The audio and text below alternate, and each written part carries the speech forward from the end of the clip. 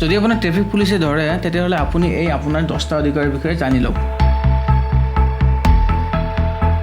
1. প্ৰত্যেকজন আৰক্ষীয়ে তেওঁলোকৰ নিজৰ ড্ৰেছত থাকিব লাগিব। 2. তেওঁলোকৰ ড্ৰেছৰ এখন নেম প্লেট থাকিব লাগিব। 3. যদি এই দুয়োটাৰ এটাও নাই তেতিয়াহ'লে আপুনি তেওঁলোকৰ আই কাৰ্ড দেখুৱাবলৈ ক'ব পাৰে। যদি তেওঁলোকৰ আই কাৰ্ড দেখুওৱাত অমান্তীয় তেতিয়াহ'লে আপুনিও আপোনাৰ নথিপত্ৰখিনি দেখুৱাব নালাগে। 4. যিজন আৰক্ষীয়ে আপোনাক ৰখায় তেওঁলোকৰ হাতত চালান বা ই চালান থকাটো জৰুৰী। যদি তেওঁলোকৰ হাতত চালান বা ই চালান নাথাকে তেতিয়াহ'লে আপোনাৰ পৰা তেওঁলোকে চালান কাটিব নোৱাৰে। 5. যেতিয়া আপোনাৰ ট্ৰেফিক পুলিচে ৰখায় তেতিয়া আপোনাৰ গাড়ীখন ৰাস্তা দাঁতিত ৰখাব পাৰে আৰু আপুনি গাড়ীৰ নথিপত্ৰবোৰ তেওঁলোকক দেখুৱাব পাৰে। এইখিনি সময়ত আপোনালোকৰ লগত তেওঁলোকে কোনো ধৰণৰ বেয়া ব্যৱহাৰ কৰিব নোৱাৰে। 6.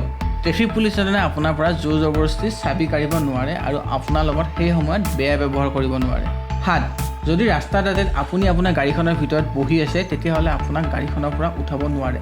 কিন্তু যদি আপুনি পাৰ্ক নকৰিব লগা জেগাত গাড়ীখন আপুনি পাৰ্ক কৰিছে তেতিয়াহ'লে সেইখন গাড়ী তেওঁলোকে তাৰ পৰা উঠাব পাৰে।